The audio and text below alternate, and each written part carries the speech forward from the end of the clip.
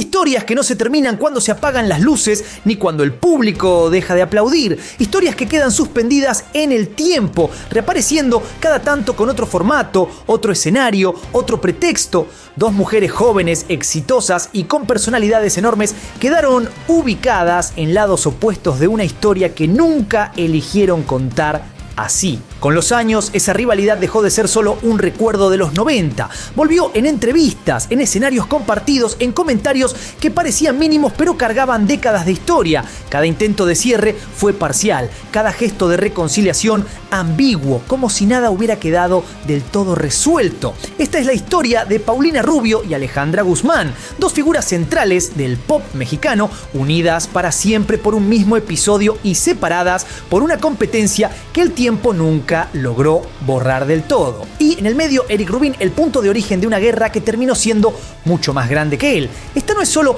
una historia de amor y traición, es una historia sobre fama temprana, ego, exposición y una época que convirtió el conflicto femenino en entretenimiento. Y sobre lo difícil que es soltar algo cuando creció junto a vos. ¿Te imaginas venir a conocer Japón, pero no como un turista cualquiera? Te estoy hablando de venir acompañado de un tal Juanito. ¿Por qué? Porque se viene el tour del carajo. Imagínate poder recorrer Akihabara de mi mano. Y no solamente recorrer la friqueada, recorrer también toda la cultura, la comida, etcétera, etcétera. Hacer un buen tour japonés friki. Si viste mis videos por Japón, bueno, la próxima quizás vos podés recorrer todos esos sitios conmigo. Desde Akihabara, como bien dijimos, pasando por Shibuya, ¿por qué no? Kioto, Osaka, ¿a dónde más querés ir? ¿A dónde me viste? Bueno, por ahí te voy a mostrar dónde compro todas mis cosas escapando de las trampas de turistas. Te voy a mostrar las máquinas expendedoras más extrañas. Y por si fuera poco, vamos a ir a todos esos lugares turísticos, obviamente, pero sobre todo también a los turísticos frikis. Así que te vas a poder sacar, por ejemplo, una foto con un Gundam gigante. Y por qué no, un EVA 01 gigante. Dale, ponete las pilas y venite conmigo a Japón. Se viene un tour del carajo pensado para vivir Japón en serio, no como turista automático. En la pantalla tenés todas las vías de contacto. Ahí el team del carajo te va a estar contactando con todo lo que necesitas saber: el itinerario, las formas de pago y cómo hacer para reservar tu lugar. Y no importa dónde estés, si estás en Latinoamérica o en cualquier parte del mundo, vas a poder sumarte y vivir esta experiencia. Si tenés 1000 preguntas dando vueltas, escribiles ahora mismo. Los cupos son limitados y toda la info también está en la descripción y en el enlace.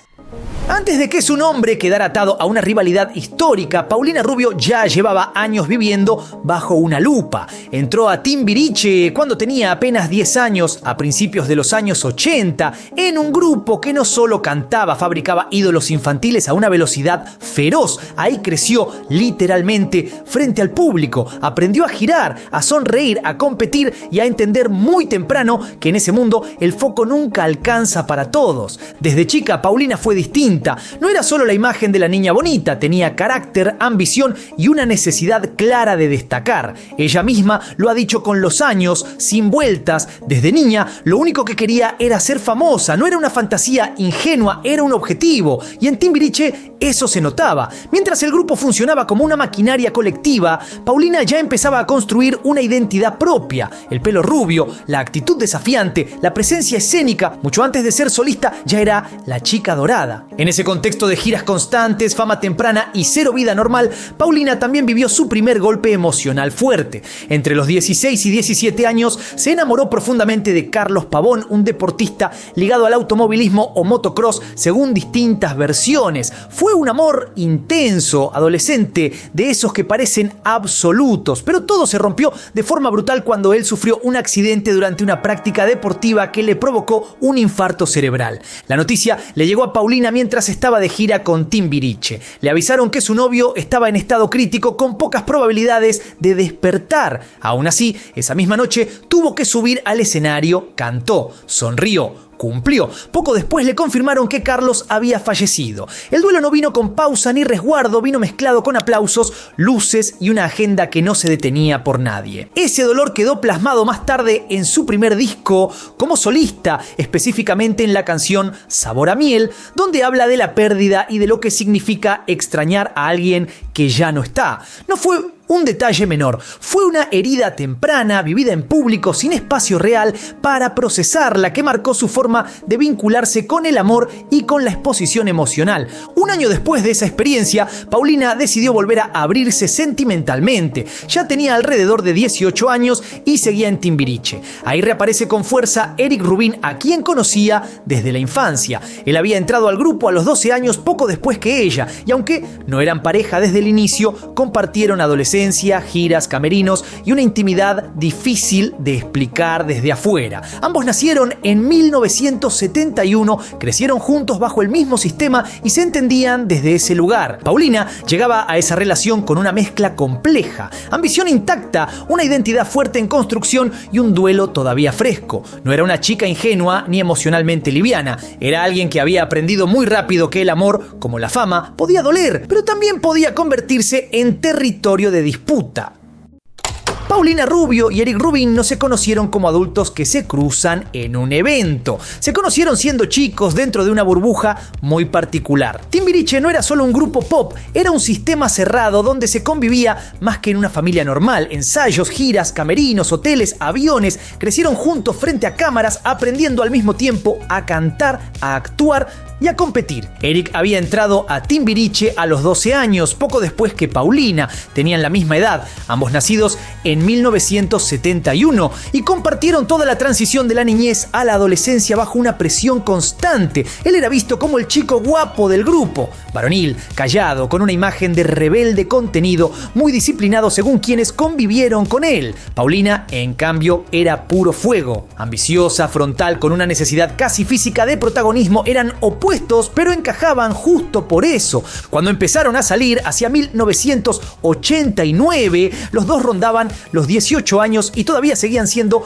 parte de Timbiriche. La relación nació en un contexto donde no había privacidad real ni madurez emocional suficiente para sostener algo estable. Lo que hubo fue intensidad, mucha pasión, celos, peleas constantes y reconciliaciones inmediatas. Gente del entorno del grupo como Edith Márquez y Silvia Campos han contado que era habitual verlos discutir con fuerza y minutos después abrazados y besándose como si nada hubiera pasado. No era una relación silenciosa ni discreta. Todo era exagerado, emocional, casi teatral, y no porque lo buscaran para el show, sino porque estaban viviendo una adolescencia extendida en un entorno que amplificaba cualquier emoción. La fama no les dio herramientas para manejar el conflicto, al contrario, lo volvió más caótico. Cada discusión parecía definitiva, cada reconciliación urgente. Ahí ya empezaba a notarse algo clave, el choque de egos. Paulina no toleraba perder protagonismo ni en el escenario ni en lo emocional. Eric, acostumbrado a ser el rompecorazones, se movía cómodo en ese juego de tensiones, idas y vueltas. No había equilibrio, había una dinámica que se retroalimentaba del drama. La relación se volvió tóxica muy rápido, no por un solo evento puntual, sino por acumulación. Celos, inseguridades, discusiones recurrentes. Era evidente que algo no estaba bien, pero también era evidente que ninguno de los dos sabía o quería salir de ahí. Estaban atrapados en una lógica donde el conflicto era parte del vínculo, y cuando aparece otra figura, la historia deja de ser solo una relación intensa entre dos adolescentes famosos y empieza a convertirse en algo mucho más grande. A comienzos de los años 90, cuando la relación entre Paulina Rubio y Eric Rubin ya venía cargada de desgaste, aparece Alejandra Guzmán, y no aparece como una figura secundaria ni como una casualidad menor. Aparece en su mejor momento. Alejandra tenía 2 años más que Paulina y Eric y llegaba con un peso propio imposible de ignorar. Era hija de Silvia Pinal y Enrique Guzmán, 2 nombres enormes del espectáculo mexicano, pero ya no estaba viviendo de ese linaje, estaba construyendo su propio lugar. En 1990 había lanzado su tercer disco, Eternamente Bella, un álbum que la catapultó de forma definitiva. Fue nombrada Cantante del Año, empezó a tener proyección internacional y al mismo tiempo incursionaba en el cine con la película Verano Peligroso. Alejandra no estaba intentando despegar, ya estaba volando, y además cargaba una imagen distinta a la de Paulina, más rockera, más frontal, menos pulida, con una energía desafiante que conectaba con otra parte del público. Eric la conoció en conciertos y eventos donde coincidían. Él quedó deslumbrado y ella también. Alejandra comentó que desde niña era súper fan de Timbiriche, así que el acercamiento tenía algo de admiración previa mezclada con atracción real. La chispa química fue inmediata. Empezaron a salir y hacia 1990 a 1991 ya eran pareja. El problema no fue que Eric se enamorara de Alejandra, el problema fue que nunca cerró del todo lo anterior. La relación con Paulina seguía abierta, mal cerrada, sostenida por idas y vueltas, y él decidió no elegir. Empezó a estar con las dos al mismo tiempo. A Alejandra la visitaba en su casa, era la novia oficial, la que los medios reconocían. Con Paulina, el vínculo se volvió más clandestino, más oculto, pero seguía existiendo. Durante años, Eric intentó suavizar esa historia en entrevistas, dando a entender que había terminado una relación antes de empezar la otra. Pero en un podcast con Melo Montoya, ya entrados los años 2020, lo admitió sin rodeos, anduvo con las dos y les mintió a ambas. En ese momento, nada de eso era público. Lo que había era una sensación rara, incómoda, que todavía no tenía nombre. Sospechas, silencios, versiones que no cerraban. Cada uno estaba parado en un lugar distinto, creyendo tener una verdad incompleta. Y mientras las agendas seguían, los conciertos continuaban y las cámaras no se apagaban, la historia avanzaba sin que nadie terminara de entender en qué punto exacto se había cruzado una línea. Lo que vino después fue inevitable, porque cuando una mentira se sostiene el tiempo suficiente, no estalla de golpe, se filtra. Cuando el engaño salió a la superficie, el daño ya estaba hecho. No fue un descubrimiento limpio ni una confesión a tiempo. Fue una acumulación de silencios, medias verdades y escenas que no cerraban. Eric Rubin había sostenido dos vínculos en paralelo durante meses. En México, Alejandra Guzmán era la novia visible, la que iba a su casa, la que los medios reconocían, la relación oficial. En las giras, Paulina Rubio seguía siendo una presencia constante, íntima, clandestina. Dos realidades sostenidas por la misma mentira. La confirmación llegó de manera torpe y cruel. Una nota escrita por Paulina, escondido entre los cigarrillos dentro de la chamarra de Eric, terminó de ordenar las sospechas de Alejandra. No fue una discusión larga ni una escena pública. Fue un golpe seco de realidad. La relación se terminó alrededor de 1991. Poco después, Paulina también se alejó. Eric se quedó sin ninguna de las dos, algo que él mismo describió más tarde con una frase que revela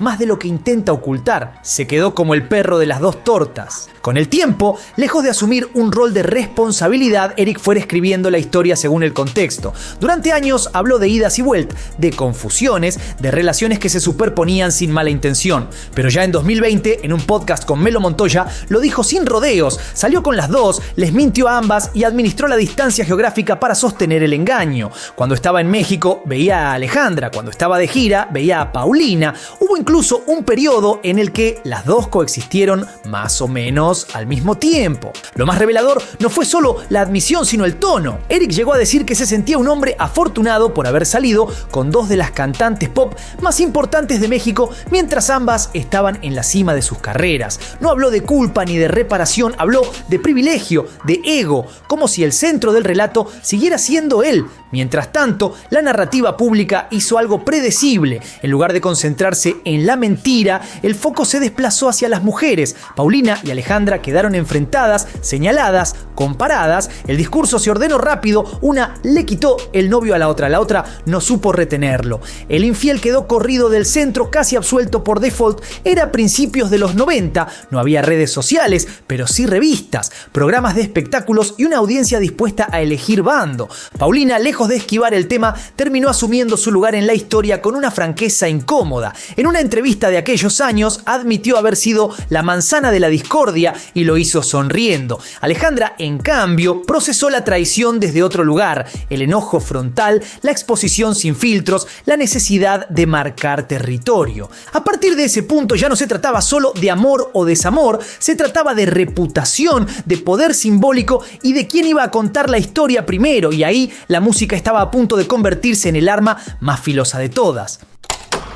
Cuando el triángulo terminó de romperse, Alejandra Guzmán fue la primera en disparar. El 19 de junio de 1991 lanzó Eiguera, una canción que no dejó espacio para la interpretación. Ella misma lo dijo entonces y lo siguió repitiendo con los años. Estaba dirigida a Paulina Rubio. Eiguera no era solo un tema de desamor, era una declaración de territorio. La letra construía una figura clara, otra mujer que intenta robar algo que no le pertenece. El hombre, curiosamente, curiosamente, no era presentado como un traidor, sino como un objeto de deseo, casi un tesoro que debía ser protegido. En una entrevista de 2019, Alejandra volvió a explicarlo con las mismas palabras que había usado décadas atrás. Dijo que Paulina se lo bajó, que se lo quiso quitar. Incluso contó que la canción empezó a gestarse antes de confirmar la infidelidad, cuando todavía solo sospechaba que algo no cerraba. La imagen era contundente y violenta. Ni te acerques porque te corto el pelo en un 2x3, decía la letra.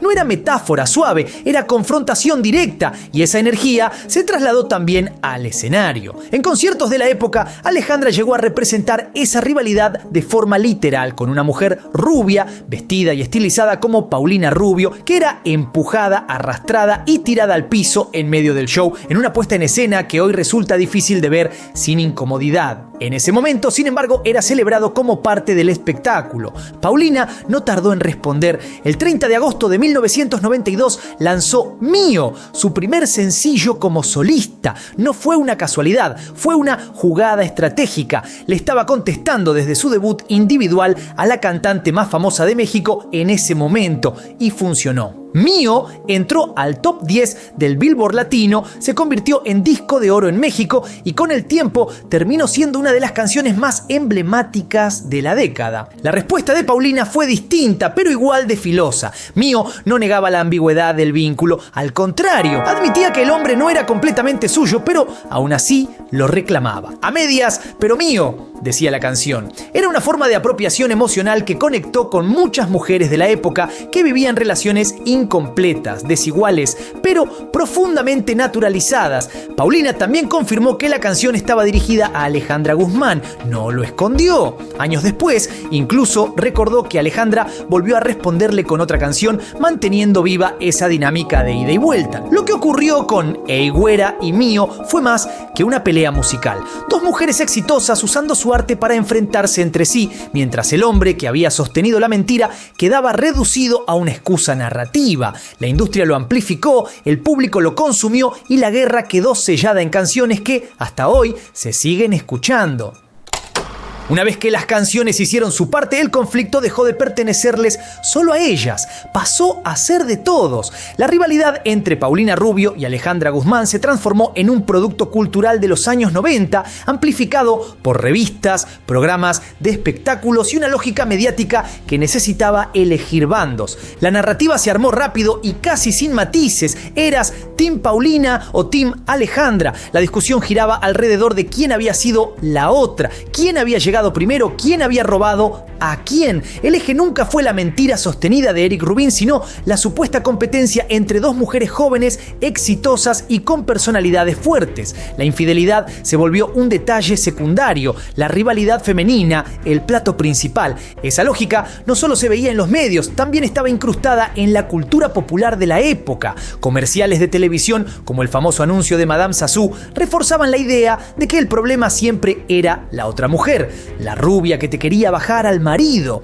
El mensaje era claro y repetido. La amenaza nunca era el hombre que mentía, sino la mujer que competía. Alejandra incluso llegó a decir, medio en serio, medio en broma, que siempre eran las rubias las que le quitaban a los novios. El conflicto empezó a representarse de forma cada vez más exagerada. En los escenarios, Alejandra dramatizaba la rivalidad. En entrevistas, Paulina respondía con ironía o silencios calculados. Cada gesto era leído como una provocación, cada frase como una indirecta. El público pedía más y la industria estaba feliz de dárselo. Lo más llamativo es que incluso décadas después, cuando el episodio parecía parte del pasado, bastaba un comentario, un like o una frase fuera de lugar para que todo volviera a activarse. En 2018, por ejemplo, cuando Paulina participó como coach en La Voz México, Alejandra comentó en una publicación de Instagram: un seco no cantas. El comentario fue borrado, pero ya era tarde. En plena era de internet, la vieja rivalidad encontró una nueva vida.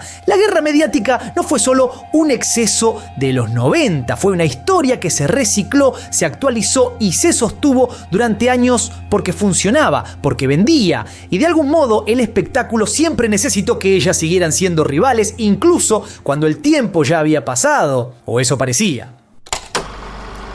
Cuando el ruido bajó y las canciones dejaron de responderse entre sí, lo que quedó fue algo menos visible, pero más duradero. La rivalidad no se evaporó, se transformó en consecuencias concretas, distintas para cada uno y difíciles de desarmar con el paso del tiempo. En el caso de Paulina Rubio, el conflicto funcionó como una bisagra, no porque necesitara el escándalo para brillar, sino porque marcó un antes y un después en cómo era leída. El lanzamiento de Mío, como su primer single solista, terminó de cortar el cordón con Timbiriche y la instaló en otro lugar simbólico. Desde ahí, su carrera empezó a moverse con lógica propia, ya no como parte de un pasado compartido, sino como una figura individual con protagonismo absoluto. La polémica la empujó al centro de la conversación y, le gustara o no, la obligó a sostener una identidad fuerte. Alejandra Guzmán vivió ese proceso de otra manera. Ella ya había llegado. La rivalidad no la lanzó ni la salvó, pero sí terminó de fijar su imagen. La volvió todavía más frontal, más territorial, más asociada a una idea de mujer que no retrocede. Las secuelas también fueron personales. Lejos de cerrarse con el final del triángulo, el conflicto siguió filtrándose en gestos concretos. Tiempo después, cuando Eric Rubin empezó a salir con una mujer de Monterrey ajena al medio artístico, Paulina se enteró y viajó hasta ahí. En una fiesta lo enfrentó delante de esa nueva pareja y le dijo que habían estado juntos la noche anterior. La relación se terminó en ese mismo momento. No fue una escena para los medios, pero fue una señal clara de que nada estaba resuelto. Eric, en contraste, atravesó todo esto con una liviandad que solo es posible cuando el foco nunca está puesto del todo sobre vos. Salió del escándalo sin quedar marcado como culpable, sin pagar un precio público real, pero esa comodidad también tuvo su reverso. No capitalizó la historia para crecer ni artística ni simbólicamente. Quedó en una zona neutra, sin castigo y sin impulso. A partir de 2017 empezó a circular una idea que hasta ese momento sonaba más a una locura que a proyecto real: volver a juntar a Paulina Rubio y Alejandra Guzmán arriba de un escenario. El primer antecedente fuerte fue el Versus Tour de Alejandra Guzmán con Gloria Trevi, realizado entre 2017 y 2018. Fueron alrededor de 70 conciertos, principalmente en Estados Unidos, con fechas también en México, Canadá, Perú, Ecuador y Puerto Rico. El tour fue un éxito comercial contundente y dejó instalada una pregunta inevitable: si Alejandra podía compartir escenario con Gloria Trevi, ¿por qué no con Paulina? La idea empezó a tomar forma en 2020, cuando el 17 de abril se filtró en YouTube un video de muy baja calidad donde Paulina y Alejandra aparecen juntas, con guantes de box sobre un ring, cantando un cover de Ni tú ni nadie. La imagen era potente, las dos rivales históricas enfrentadas simbólicamente, pero cantando juntas. El problema fue que el video nunca apareció en versión oficial ni con calidad profesional. Circuló únicamente a través de páginas de fans, lo que alimentó la sensación de que el proyecto estaba mal cerrado desde el inicio, ya sea por desacuerdos de producción, derechos o regalías. El recibimiento tampoco fue el esperado. Muchos comentarios criticaron la falta de energía, la producción oscura y el poco compromiso artístico del cover. La expectativa era enorme, pero el resultado dejó sabor a poco. Poco después, el proyecto quedó en silencio. Aún así, la narrativa de la reconciliación siguió siendo rentable. En entrevistas posteriores, Paulina habló de sus planes y apuntó directamente contra Alejandra, a quien llegó a describir como Lokis, dando a entender que por su culpa el proyecto no avanzó. Más tarde, cuando se especuló con una posible gira junto a Thalía, Paulina también descartó esa opción y sugirió que Thalía no podía participar porque no la dejaban, en clara referencia a su entorno personal y profesional. Sin embargo, hacia finales de 2021, la historia dio otro giro. Comenzaron a circular versiones de que Paulina y Alejandra se habían reunido en Miami, que habían hablado a solas, que habían limado asperezas. Poco después, ambas confirmaron oficialmente una gira conjunta. El proyecto fue presentado con una narrativa clara: dos mujeres poderosas dejando atrás el pasado para celebrar sus carreras. Para reforzar esa imagen, hicieron un especial televisivo con Univisión, donde se sentaron cara a cara por primera vez frente a cámaras. El tono fue cordial, medido, casi diplomático. Hablaron de admiración mutua, de la dificultad de crecer en la industria, de la maternidad y del paso del tiempo. Pero bastó que el nombre de Eric Rubin apareciera en la conversación para que la tensión volviera a asomarse. Los memes, las frases cargadas y los comentarios íntimos dejaron claro que el pasado seguía ahí, apenas disimulado. La gira finalmente se realizó con conciertos agotados en Estados Unidos y un formato claro. Abrían juntas con Ni tú ni nadie, luego alternaban éxitos individuales y cerraban con un duelo simbólico entre Eguera y Mío. Económicamente fue muy rentable, pero fuera del escenario los reportes hablaban de roces constantes, discusiones por repertorio, vestuario y protagonismo. No hubo fechas en México y una vez terminado el último concierto, las muestras de cercanía desaparecieron. El abrazo final registrado en el cierre de la gira fue celebrado por muchos, pero también llamó la atención que ese gesto solo ocurriera una vez. En otros shows se las veía distantes, cada una en su esquina del escenario. La reconciliación había funcionado como concepto, como producto, como evento, pero emocionalmente parecía más una tregua negociada que una paz real. El regreso de Paulina y Alejandra no fue el cierre definitivo de la historia, fue una demostración de algo más incómodo, que algunas rivalidades no se resuelven, solo se administran y que a veces el acuerdo más posible no es sanar, sino facturar juntas. Durante años, Eric Rubin fue el personaje que menos consecuencias visibles pagó. Mientras Paulina Rubio y Alejandra Guzmán cargaban con el peso simbólico de la rivalidad, él quedó instalado en un lugar extraño. Ni villano oficial, ni héroe romántico, apenas el galán que se salió con la suya. Pero con el paso del tiempo, esa imagen empezó a desarmarse sola. Tras Timbiriche, Eric lanzó su carrera solista con el álbum La Casa del Amor. El disco funcionó correctamente y tuvo visibilidad, especialmente con la balada Cuando mueres por alguien, pero nunca logró diferenciarlo del resto del pop romántico masculino de la época. Competía en un terreno saturado donde ya estaban figuras como Benny Ibarra, Cristian Castro o los primeros pasos solistas de Ricky Martin. Eric no encontró una identidad clara, no era completamente rockero tampoco, un baladista distintivo. Su carrera quedó suspendida en un punto intermedio. Con el tiempo, su figura empezó a definirse más por su vida personal que por su obra. En el año 2000 se casó con Andrea Legarreta, una de las conductoras más populares de la televisión mexicana. Juntos construyeron durante más de 2 décadas una imagen de pareja estable, familiar, casi ejemplar dentro del medio artístico. Tuvieron 2 hijas y durante años fueron presentados como uno de los matrimonios más sólidos del espectáculo, pero incluso ahí la historia volvió a mostrar grietas. En entrevistas recientes, Eric admitió que esa imagen de matrimonio perfecto terminó pesándole. Confesó que le afectaba que lo identificaran como el esposo de Andrea Legarreta, que lo llamaran mantenido, que su éxito quedara opacado por el de ella. Dijo incluso que esa situación llegó a generarle rechazo y enojo hacia su propia pareja, algo que trabajó en terapia. Después de 23 años juntos, anunciaron su separación en 2023. Ese testimonio terminó de correr el velo. El mismo hombre que en los 90 se había movido con comodidad entre 2 mujeres exitosas, sin asumir públicamente el daño causado, años después no pudo sostener una identidad propia a la sombra de una mujer igual de exitosa.